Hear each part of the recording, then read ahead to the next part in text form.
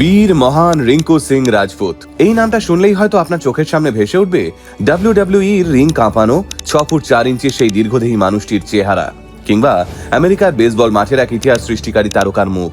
কিন্তু আমরা যদি আপনাকে বলি এই রিঙ্কু সিং রাজপুত আজ গ্ল্যামার জগতের ঊর্ধ্বে উঠে মিশে গিয়েছেন সাধারণ মানুষের সঙ্গে, সেবা করছেন জগৎ বিখ্যাত প্রেমানন্দজি মহারাজের, আর নিজের $1 মিলিয়ন আর্ম দিয়ে ঝাড়ু দিচ্ছেন বৃন্দাবনের রাস্তা, অবিশ্বাস্য লাগলেও এটাই সত্যি।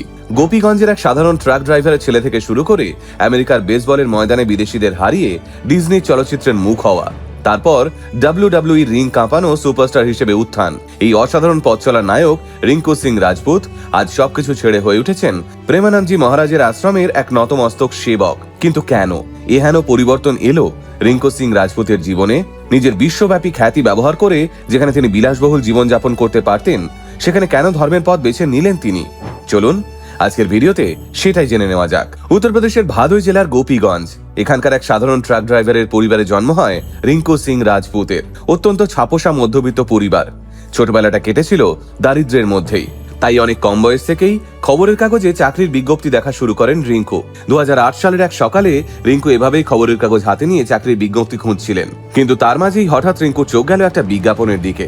বিজ্ঞাপনটা ছিল আমেরিকার $1 মিলিয়ন আর্ম প্রতিযোগিতার একটা বিজ্ঞাপন, আর এতে করতে হতো বেসবলের বল পিচ। যা হবে দেখা যাবে এই ভেবে রিঙ্কু অ্যাপ্লাই করে দিলেন এই প্রতিযোগিতায়, আর সেখান থেকেই মোড় ঘুরে গেল তার জীবনের। এই প্রতিযোগিতায় প্রায় 37,000 প্রতিযোগীকে পিছনে ফেলে রিঙ্কু এমন এক অবিশ্বাস্য কাণ্ড ঘটালেন যা বিশ্ব ক্রীড়াঙ্গনকে নাড়িয়ে দিল। 87 মাইল প্রতি ঘন্টা গতিতে সেই বল ছুঁড়ে প্রতিযোগিতায় জিতে নিলেন রিঙ্কু সিং রাজপুত। হ্যাঁ, যে ছেলেটা আগে কোনোদিন বেসবল খেলা তো দূর, দেখে পর্যন্ত নি, সেই ছেলেটাই হয়ে উঠল আমেরিকার বেসবল লিগ জিতে নেওয়া প্রথম ভারতীয় পিচার। তার এই অসাধ্য সাধনের গল্পটা এতটাই রোমাঞ্চকর ছিল যে বিশ্বখ্যাত ডিজনি তাকে নিয়ে $1 মিলিয়ন আর্ম নামের একটা হলিউড সিনেমাও তৈরি করে। আর তারপরেই উত্তরপ্রদেশের অতি সাধারণ রিঙ্কু হয়ে উঠলেন গ্লোবাল আইকন। বেসবলের পর তিনি নাম লেখান রেসলিং এও। ডাব্লিউডাব্লিউই রিং এ তার নাম হয় বীর মহান।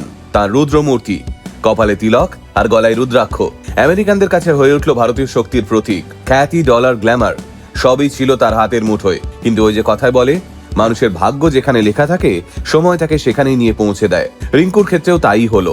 আমেরিকার সেই চাকচিক্যময় জীবন তাকে আটকে রাখতে পারলো না।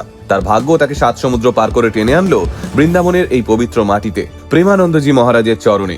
সম্প্রতি সোশ্যাল মিডিয়াতে ভাইরাল হওয়া একটি ভিডিওতে আমরা দেখতে পাচ্ছি রিঙ্কু সিং রাজপুত অত্যন্ত বিনয়ের সঙ্গে বৃন্দাবনের গলি ঝাঁট দিয়ে পরিষ্কার করছেন। তার বিশ্বাস, যে পথ দিয়ে রাধারানীর ভক্তরা হেঁটে যান সেই পথের ধুলো পরিষ্কার করার মধ্যে যে শান্তি রয়েছে তার ডলারে কেনা বিলাসবহুল জীবনে নেই। প্রেমানন্দজি মহারাজের প্রতিটি উপদেশ তিনি আজ অক্ষরে অক্ষরে পালন করছেন। তার দিন শুরু হয় কৃষ্ণের নাম জপ দিয়ে আর কাটে আশ্রমের সেবায়। রিঙ্কু সিং এর জীবনের এই পরিবর্তন আমাদের কি শেখায়? গোপীগঞ্জ থেকে আমেরিকা, সেখান থেকে ডিজনি মুভির অনুপ্রেরণা। জীবনের সব উচ্চতা ছোঁয়ার পরেও তিনি ভুলে যাননি তার শিকড়। তিনি প্রমাণ করেছেন, আপনি জীবনে যত বড়ই হন না কেন, একদিন না একদিন আপনাকে আপনার শিকড়ের কাছে ফিরতেই হবে।